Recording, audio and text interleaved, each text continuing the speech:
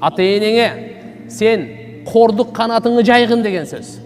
Кордук канатыңды жайгын, мээримдүүлүктүн кордук канатын жайгын. Бул бир мисал да. Канаттуулар да болот да. Билесиздер, бир канаттууну атып канатын сындырсаңыз, ал каракасаңыз мейли көгүчкөн болсун, чымчык болсун, кекилик болсун, кандай гана канаттуу болсун, жаракат алып калды да, өлгөн жок. Канатын сындырып аттыңыз да, тирүү кармап калдыңыз. Барсаңыз, көзүн карасаңыз, сизди кандай жалдырап карайт. Көзүн карасаңыз, бир канаты сынган, учуп кете албайт. Кармап алдыңыз. Сизди ушундай бир жалдырап карайт да.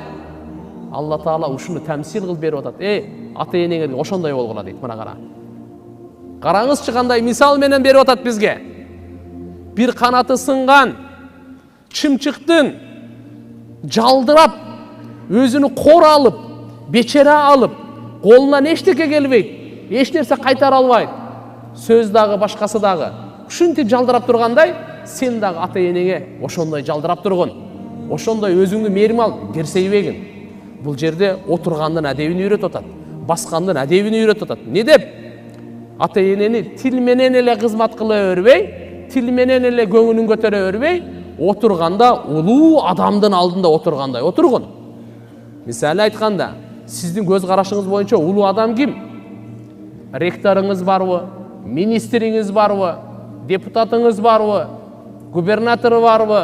Ким сиздин алдыңызда улуу адам? Мейли. Кыргызстанда бүгүн президентибиз бар. Президенттин алдына барганда кандай отурасыз?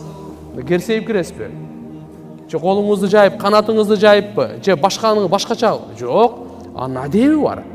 Өзүңүздүн акыры канатыңызды ылдый кылып, кичине кичпейилдик менен, боюңузду көтөрбөй, ошол мынаке Алла субханаху ва таала бизге айтып атканы, ата-энеңдин алдында отурганыңда сен кандай чоң болуп кетпе, кандай чемпион болуп кетпе, кандай миллиардер болуп кетпе, кандай бий болуп кетпе.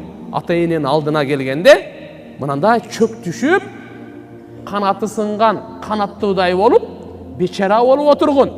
Аларга керсейип отурбагын алдында.